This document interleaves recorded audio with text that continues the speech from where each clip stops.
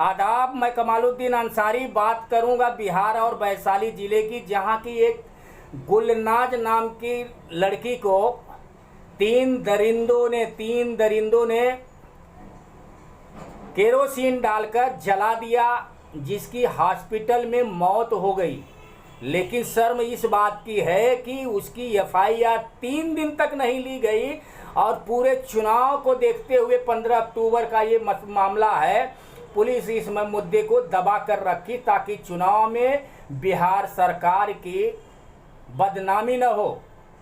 इसके लिए एक बेवा बेचारी अपनी लड़की को खिलाती पिलाती थी, उसे उन दरिंदों ने, एक चंदन नाम का लड़के ने घासलेट डाल के जला दिया।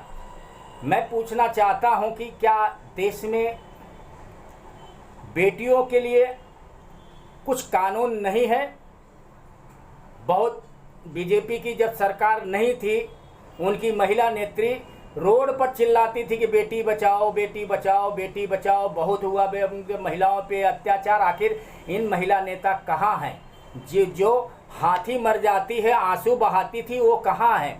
जो कुत्ता मर जाती थी वो महिला ये कहाँ है? इन्हें सवाल पूछना चाहिए। स्मृति ईरानी जैसी नेताएं पड़ी हैं लेकिन सवाल नहीं करती। लेकिन शर्म इस बात की है, चुनाव के वक्त तो वोट मांगने के लिए कौम की दुहाई देने वाले, मुसलमान की दुहाई देने वाले 5 लोग जीत कर हैदराबाद में जश्न मना रहे थे, लेकिन इस बेटी की खबर तक नहीं लिए। लेकिन जब सोशल मीडिया पर लोगों ने आवाज़ उठाई, जस्टिस फॉर गुलनाज की जब हैशटैग चलाई, तो ये एमआईएम के नेता उस लड़की के घर पे जाते हैं। सोचिए, हमें कहाँ तक नेताओं पर क्या भरोसा है? हमें क्या ऐसे नेताओं पे भरोसा करना चाहिए?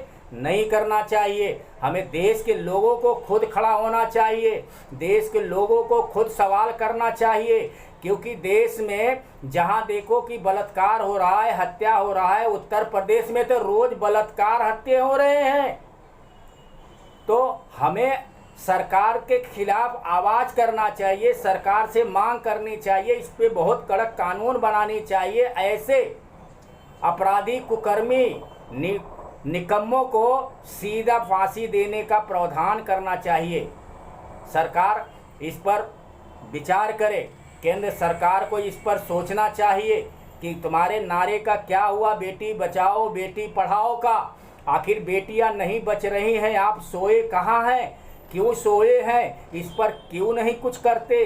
क्यों नहीं कानून बनाते? हमें इस पर हम सब लोग को सोचना होगा कि कल उसके घर है तो परसों हमारे घर पर भी हो सकता है। इसलिए हम सबको एकजुट कर ऐसे मसले पर, ऐसे मुद्दे पर हमें खड़ा होना चाहिए और आवाज़ करना चाहिए।